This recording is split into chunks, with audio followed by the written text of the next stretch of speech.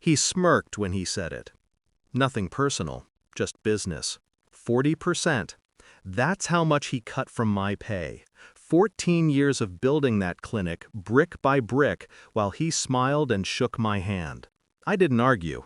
I just looked at him, memorizing the shape of his grin, the kind of grin that came easy to people who'd never worked through blood or holidays or grief. Then I slid my keys across the counter. "Good luck," I said. He thought he'd won. He didn't know that the clinic's heartbeat was never in the walls. It was in me. When I first met Ethan, he was a nervous graduate with a spotless coat and trembling hands. I'd been managing the clinic long before he walked in, long before the investors decided we needed new blood. He was eager, polite, asked too many questions. I trained him, guided him, protected him from clients who didn't trust his inexperience. We stayed late together, suturing wounds and fixing fractures. He used to call me his anchor. He meant it back then. Years passed. He bought in, became my partner. I signed every paper he put in front of me, because that's what you do when you trust someone. Then, 3 months ago, I noticed the new invoices, new suppliers, the clinic's name printed slightly different on forms I didn't recognize. And one email accidentally forwarded with the subject line, "Transition plan once Marcus is out." That's when I stopped being the mentor. I didn't confront him. I observed. He was careful, subtle meetings with the new investors, sudden policy changes that made no sense. Cutting overtime, limiting medication orders, switching to cheaper vaccines. I stayed silent. Let him think I was tired, compliant. In truth, I was collecting everything. Invoices, emails, photos. I spent weeks building a picture he didn't know existed.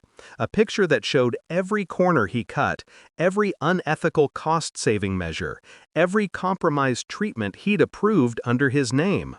And when he finally made his move, when he told me he'd restructured my position, I smiled, because it meant I was free to move. That night, I copied one last folder onto a flash drive. Years of data, evidence of mistreatment, expired drugs relabeled, animals billed for procedures never done. His signature on every one. He wanted to make it personal, so I did. By sunrise, I'd already sent everything, anonymously, to the local veterinary board, the suppliers he defrauded, the insurance company, and 3 clients I knew had been overcharged. By 8, the first call came in. By 9, the clinic's Google page was flooded with angry reviews. By 10, he stopped answering his phone. I drove by at noon. The parking lot was full, not with customers, with inspectors. He stood outside, still wearing that pristine white coat, arguing with a clipboard. I watched from across the street, coffee in hand, as his voice cracked under pressure. For 14 years, I'd given that place everything. Missed birthdays, funerals, vacations, built its reputation on trust. And he thought he could take that and turn it into a profit margin. 2 days later, the board suspended operations pending investigation. His investors backed out within the week. The clinic went dark.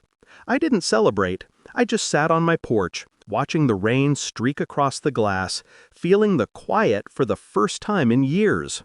He called once, a private number I almost didn't answer. "Marcus, what did you do?" His voice wasn't angry, just hollow. I didn't reply. He exhaled, shaky. "You could have talked to me." I let the silence hang, long enough for him to hear the weight of it. "I tried," I finally said. 14 years ago. Then I hung up. Word spread fast. A new clinic opened 2 towns over, run by the old staff who'd followed me out the door. I didn't need to ask them to. They just showed up, loyal to the person who never lied to them. I called it Anchor Veterinary Care. He must have seen the name when the first ad went live, because I got another call. This time, I didn't answer. I didn't need to. The message was already clear. You don't build your empire on someone else's backbone and expect it to hold. Revenge doesn't taste like victory. It tastes like peace.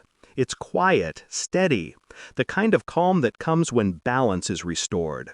He took my clinic. I took his illusion. And now, every time someone mentions his name, it's followed by silence, the kind that ends careers. I don't hate him anymore. I don't think about him really. But sometimes, late at night, I remember his smirk, and the way it vanished when he realized that nothing personal can cut both ways. Because business or not, I always finish what I start.